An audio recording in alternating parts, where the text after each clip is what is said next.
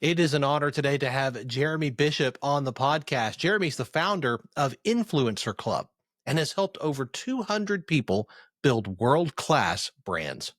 An entrepreneur since age 19, Jeremy has over a decade of experience in personal branding and social media monetization. And he's worked with Netflix stars, top realtors, artists, authors, and many more. He's been on multiple speaking events with Grant Cardone, on David Meltzer's podcast, and hundreds of other shows to tell his story and how he built a huge personal brand. Jeremy, I'm so glad you're here. Thanks for being on the show. Yeah, thank you so much. I appreciate it, and I'm looking forward to getting into some good questions here. Welcome to Catalytic Leadership, the podcast designed to help leaders intentionally grow and thrive.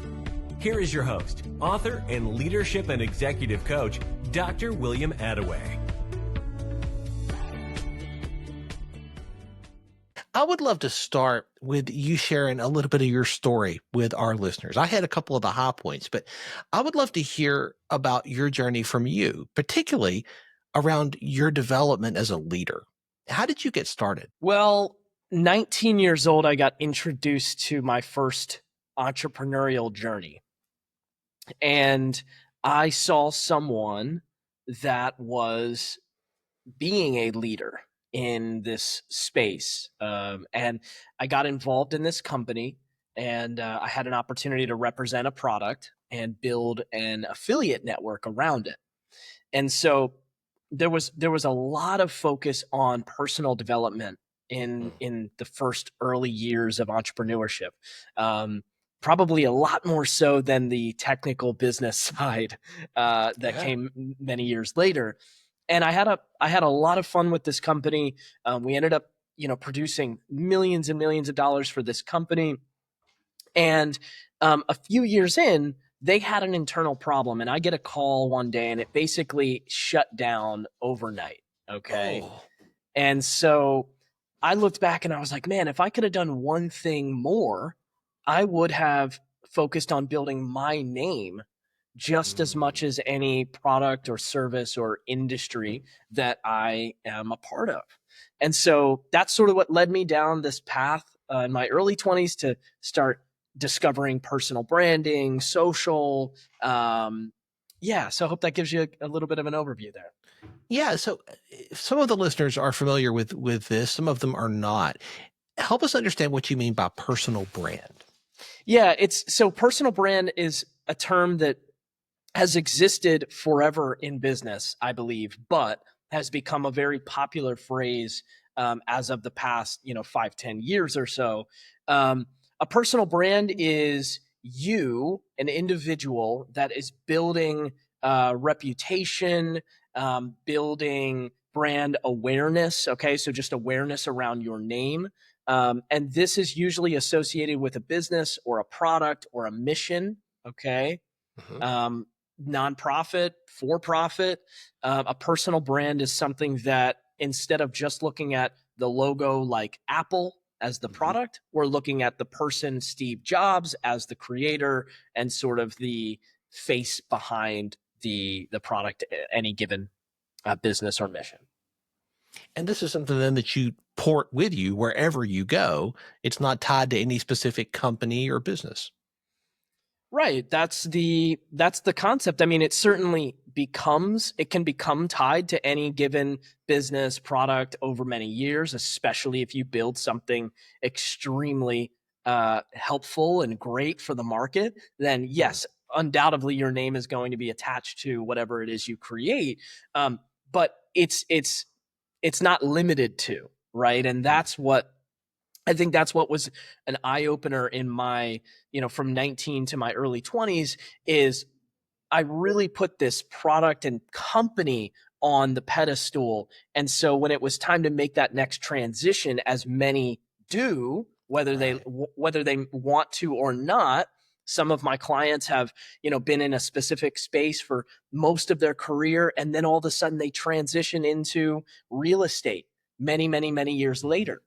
Right. And so the concept is we carry our name, our reputation, our network, the trust that people have in us. That's the constant. That's something that's going to be there throughout all of your businesses and all of your opportunities. And so if you sort of work on building up your name, building up your network, building up your reputation, then hopefully that can aid in the assistance of any growth of any project that you're a part of. I love that. A lot of the people listening are business owners, entrepreneurs, and they're trying to build something from the ground up. Do you have any advice or thoughts for them that would be helpful as they are focusing on that particular aspect of this? Yeah, two things. One, focus more on the business and the foundation of creating your product and your service. Make sure you have something. I always have this phrase that I ask clients, if you were to have 100 people call you right now and want to do business in any fashion, are you ready? Do you have something for them? Okay. Great question. So it's always sort of this chicken and the egg, right? Which do I do first? Do I go build my brand and my social media, or do I work on my business first? And there's really no perfect formula for this, okay? But building something that you have available, a service, your product, your a destination for the network that you want to go after. That's really important, because once you have that, then you can start to go. And then I would say step 2, again, one or the other. Networking can come before the product, and you can be inspired because you met someone. That's sort of how that happened for me at 19 years old. I just took a meeting. I had no idea what was going to come of it, and it led me down this life-changing path. So networking and searching for something that you can get excited about and build and grow, right? So both of these things are really important. So where does social media fit into that? That's a very intimidating thing for a lot of people, because it seems like no matter how much you feed the beast, there's just another day. It's another day. It's another day. And the content creation machine seems to be one that you've just got to be feeding all the time. Where does that fit in? Yeah, it's terrible, really. Like this is the biggest, I would on one hand call it a misconception or just a lack of wisdom at a higher level. I think that when you realize that you do not want to become a slave to the content machine, okay? You want to build something that is so clear and great and has a great foundation, and it should become almost an asset inside of your world, and inside of your business, not this thing that you have to do because everyone told you have to, because you feel like you have to. I mean, it's a lot of emotion around social media. What I feel I have to do, I got to get my likes up, my views up. Look, all of that is great, absolutely.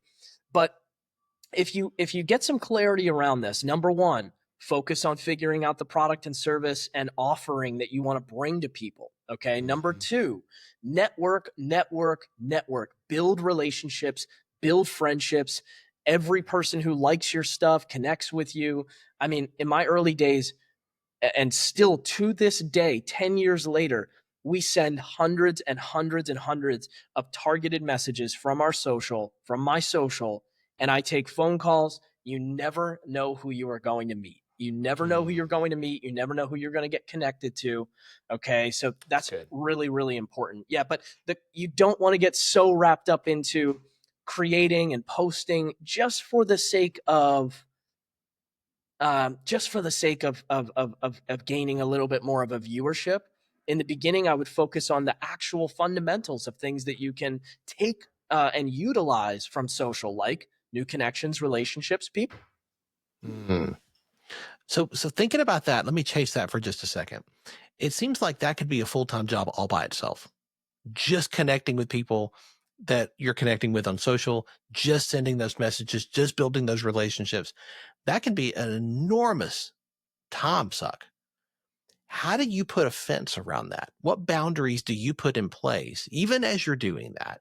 How do you control it so that doesn't just absolutely overwhelm your schedule? Well, I think that if anyone is listening and is in the beginning stages between $1 and 100,000 a month in revenue, you should absolutely overwhelm your schedule with networking.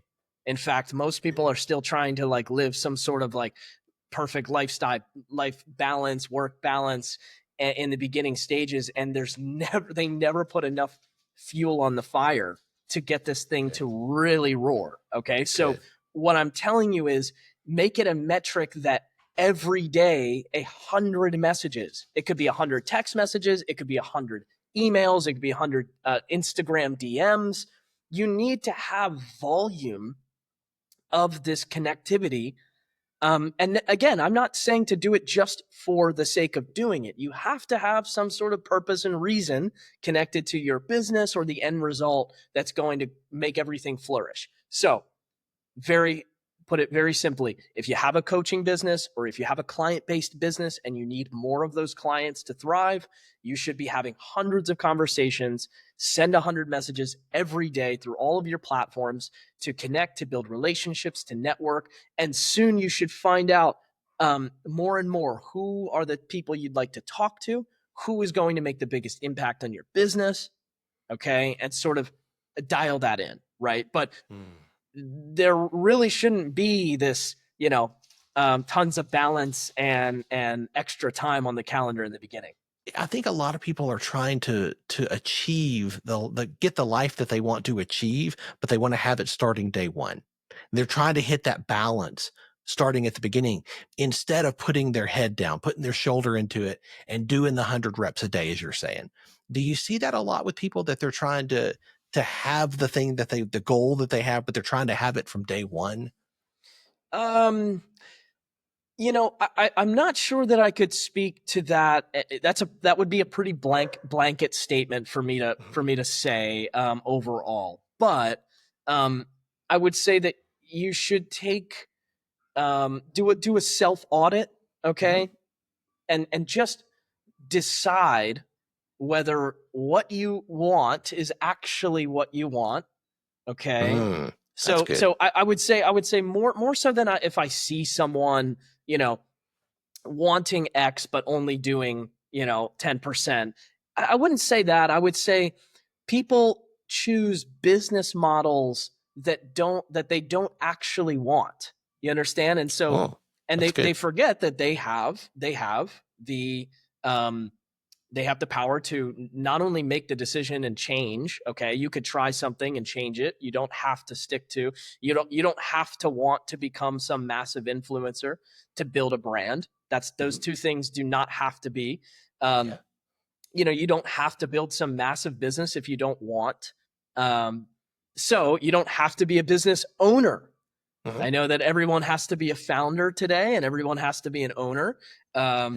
I remember some of my most successful years in the early days. I was not the owner of the business. I was not the founder. I did not have the responsibilities of payroll, team growth, all things considered. Okay. So I would say the question for everyone is, what type of business would I like to build if I had it my way? Okay. And so people always say, oh man, Jeremy, you're so, that's so awesome. You can run your business from anywhere, et cetera, et cetera. These are things that I just decided on a long time ago. And I just said, if I'm going to build a business, I want to do it in a way where I can be anywhere at any time. I can serve a lot of people. Okay. And so those are just a few different things that I'm deciding on early on. Right. So business model creates the structure of your life. Right. So yeah, I hope that gives a little insight there. Yeah, it does. And I think the rhythms that you decide on, whether you're the owner or not, for your life matter. When it comes to building a brand, how do you maintain consistency and authenticity when you're growing a brand on multiple platforms? Well, that's the first mistake, is that why is someone growing a brand on multiple platforms when they haven't grown a brand on a single platform? Mm. Okay. So this is a pretty common occurrence in entrepreneurship. A person who is successful goes very, very deep on one project and then creates more from there.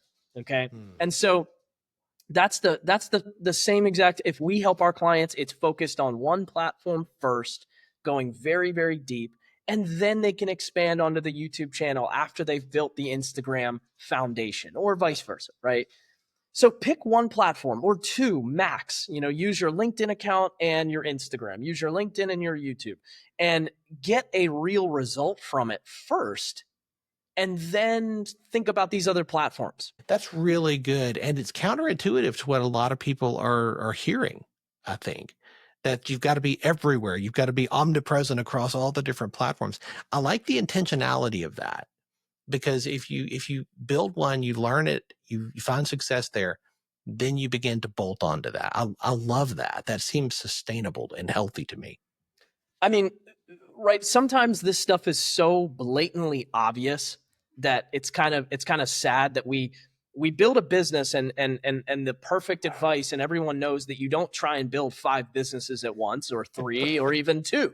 Now there are the entrepreneurs out there that do Mhm. 5 different projects at a very low level, all of them. Mhm.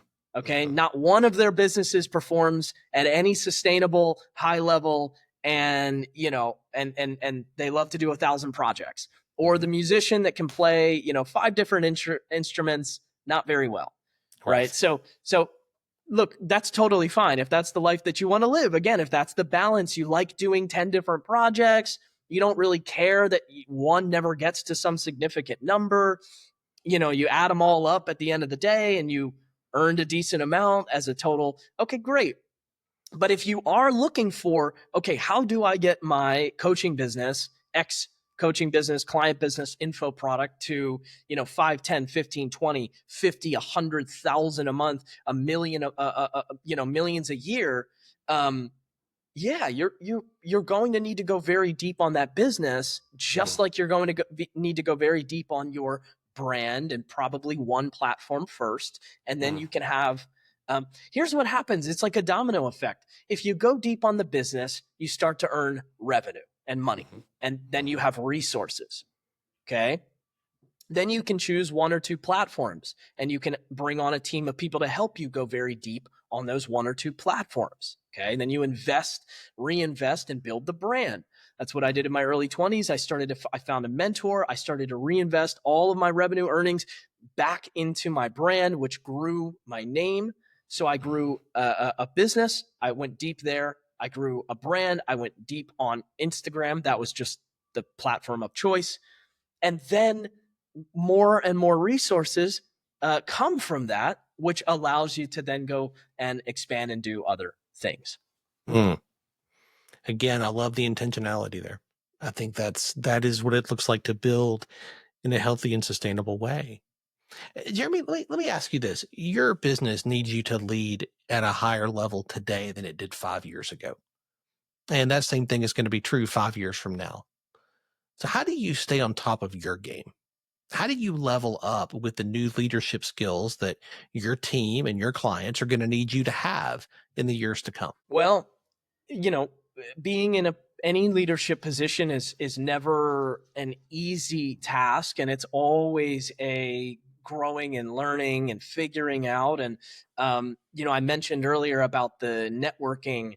aspect, finding mentors, finding people around you. Yeah. So there's in my life, there's sort of this give and take equation. Mm. For the people that I spend time with, right? And so I'm either, finding some of the people in my world to give a lot. And again, those are the individuals in my company, Mhm. people around me where I'm giving, and I'm, maybe mentoring, giving insight, leading. And then there are others in my life where they are sharing information, insight, and leading, and they're further along in the business world than I am, right? And Mhm. so when I'm talking to them, of course I'm giving insight, vice versa, but I'm able to take information, become re-energized. And so you sort of need this balance. and those people should continue to teach you things, and you should continue to teach others, and vice versa, right? So that's what I talked about earlier, was that networking aspect, because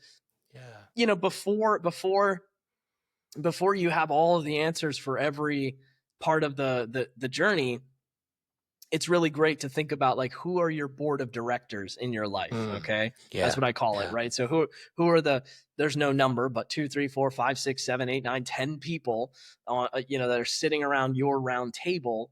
And, they should have skill sets in different areas that you can tap into, and be able to get insight, and hopefully that, of course, let alone the fact that, look behind you, you've got, a wealth of knowledge sitting on the bookshelf. So if you can't find a mentor or person in real life, I remember hearing that phrase, then, go find someone in a book, go find somebody in an audio.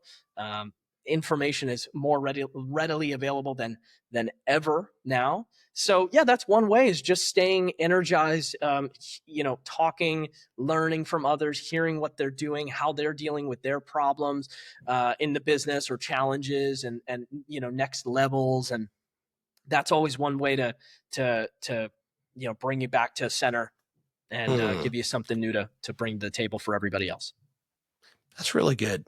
And I agree. I think, if you don't have an in-person mentor, the accessibility we have these days to the writing and teaching of people. I have so many mentors from afar, as you referenced, people I've never met, but I have learned so much from, that have helped me in my journey and helped me to help others. Don't let what you can't do stop you from doing what you can. And everybody has access to information, right? More so now than ever before in history.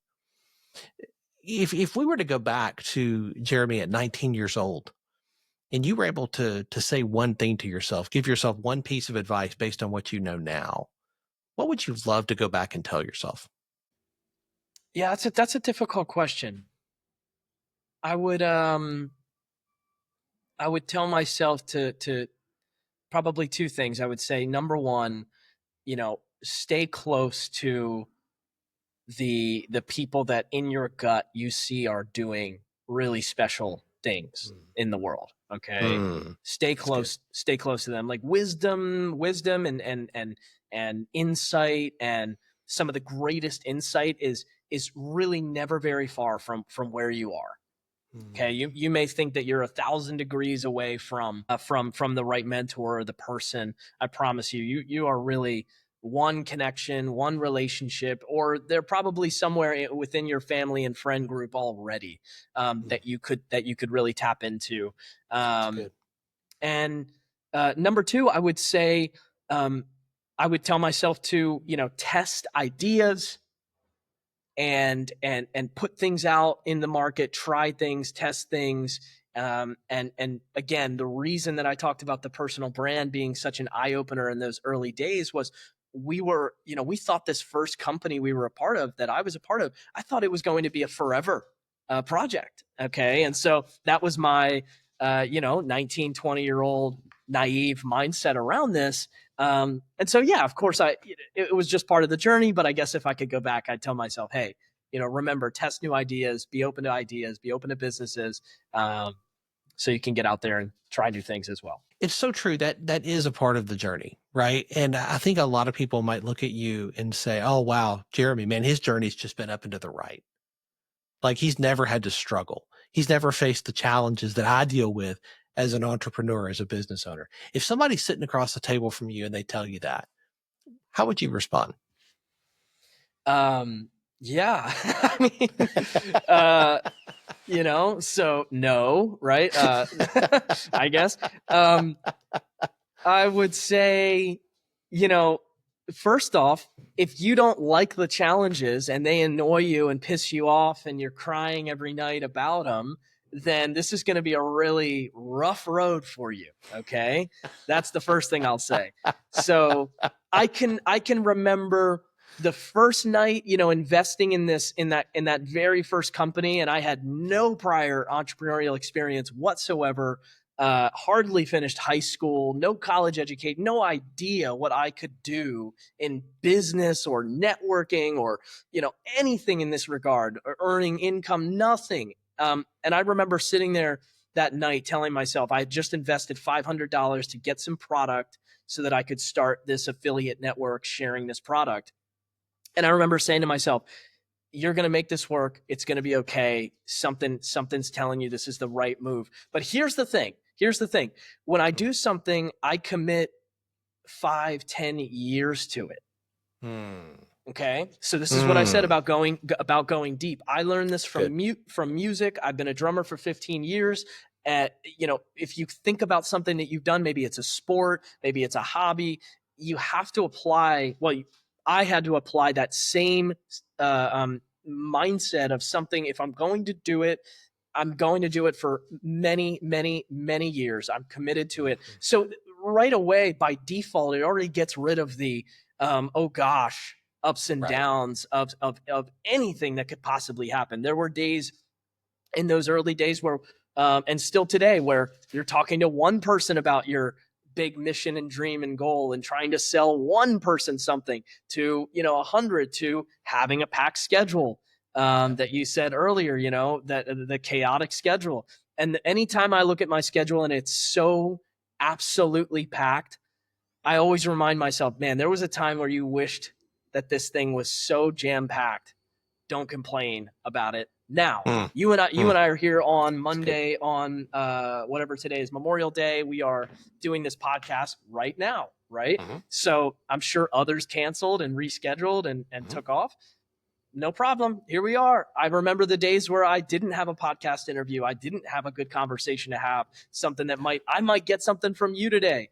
So yeah, that's my insight there. Is you're going to have ups and downs. You're going to have it's going to be rocky sometimes. It's going to be amazing at times. But yeah, if you've been in business for 5 years, 10 years, and you're still moving forward, then certainly you've gone through something. And yeah, those stories are really, really important. Of course, we could go in depth on all of those, all the things that have happened in my journey. But in general, I would tell someone, learn to love and enjoy some challenges, because they will make you better without a doubt. I love that. A lot of our listeners are continual learners. They're always looking for the next resource that's going to help them to grow a little bit more, to gain insider wisdom they haven't gotten yet. Is there a book that you've read that you would recommend to the leaders who are listening? Hey, if you haven't read this made a difference in my journey.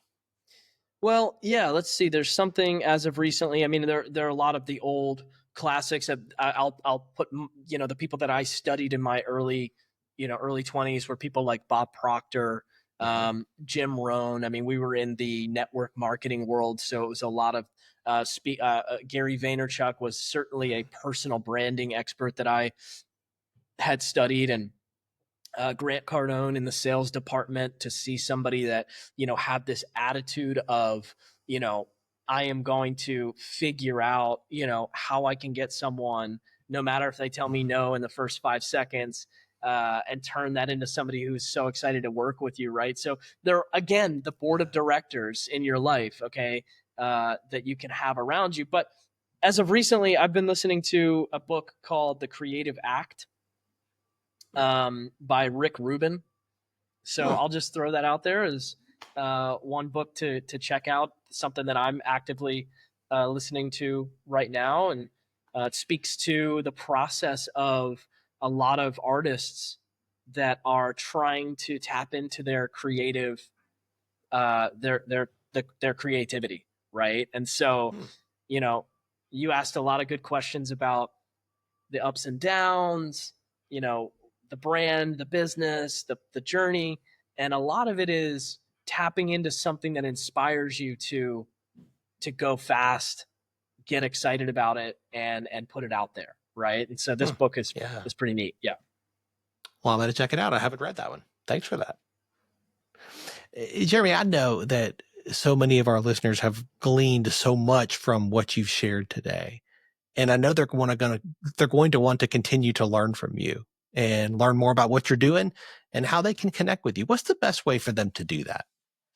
Yeah, so hopefully we will have in the description, I'm sure, some links. And so the first thing I would say is, if you want to check out just some other examples of, my company Influencer Club, we've helped hundreds and hundreds and hundreds of entrepreneurs grow their brand, go through this journey. And so I would love for you to just take a look at some people who have made that decision to do so. And hopefully there will be like just some examples that might inspire you, or you can look deeper, check out some of the videos and things that they've shared and talked about. And if you want to speak to our team, I'm sure there are a bunch of buttons to just click and book a call and have a strategy call with our team. We'd be happy to do so. And then, my Instagram or something, feel free to connect there as well. But hope that helps. Love that. We will have all those links in the show notes for sure. Jeremy, thank you for your time and your generosity in sharing so many insights with our listeners today. Thanks for having me. I appreciate it.